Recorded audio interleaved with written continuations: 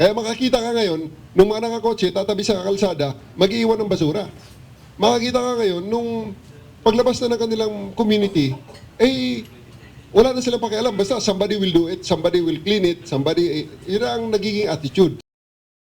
Sa nagdaang hagupit ng habagat, naging matindi ang epekto nito lalo na sa Kamaynilaan kung saan nakaranas ng baha ang ilang mga kalsada. Kaya patuloy naman ang panawagan ng mga mamamayan sa solusyon na masugpo ito. Kaugnay dito, nagpahayag naman ang ilang bahagi ng pamahalaan ukol sa mga hakbang para maibsan ito. Pinag-aaralan na ngayon ng DPWH, pinawag na ni Ansakto, nandun si Sec Vince, tinawag na yung district engineer saka yung assistant district engineer.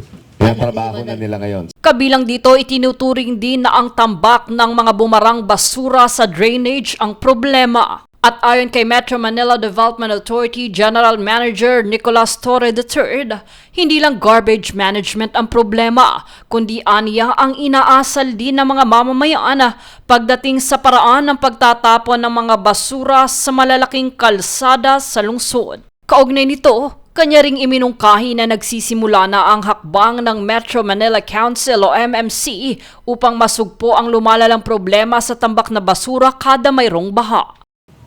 Propose na sa MMC, sa Metro Manila Council, yung pag-create ng environmental police, nung anti-littering police.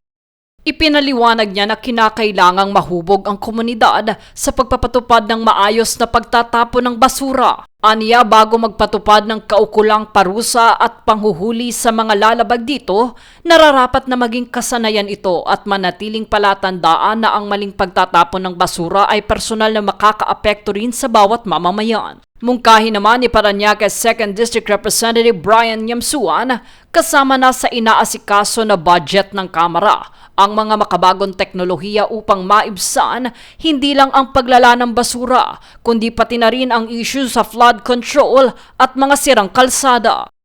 So kailangan, kung may bumagsak na proyekto sa isang lugar, dapat maliwanag, may ebidensya to na kailangan to ng lugar na yon para maibsan yung problema nila sa mga bagay-bagay. Sa kasalukuyan, kanilang nilinaw na ang mga solusyong ito ay hindi agarang magkakaroon ng resulta, pero kanilang binigyan diin na nag-uugnay na ang mga ahensya ng pamahalaan upang makagawa ng angkop at konkretong solusyon upang maibsan ang lumalalang problema sa basura na isa sa mga sanhi ng baha. Jade Buhoy, nag-uulat para sa Golden Nation Network.